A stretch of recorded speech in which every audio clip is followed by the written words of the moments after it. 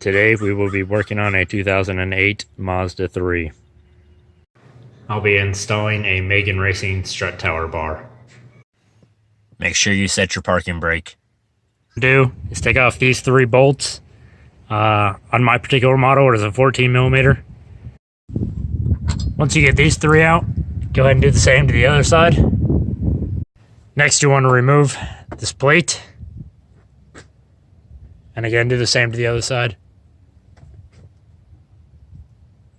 If the ends of your strut tower bar are already assembled, go ahead and take them off. It makes it a lot easier.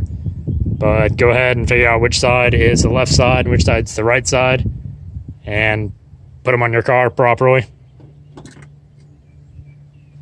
To also remove the hardware here that connects to the strut tower bar itself. You can go ahead and put your bolts back in, but leave them hand tight so you can move this around a little bit if you need to. Next, you're going to bring your strut tower bar in between.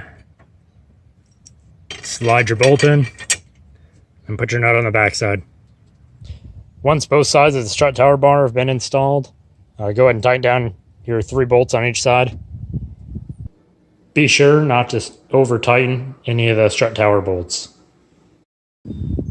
Once you get those tightened back down, go ahead and tighten up this bar right here, and you'll be good to go to take it for a test drive. Drive it around for a little bit, and then come back and make sure everything's still tight. After you've retightened everything after test drive, you are good to go with your new strut tower bar.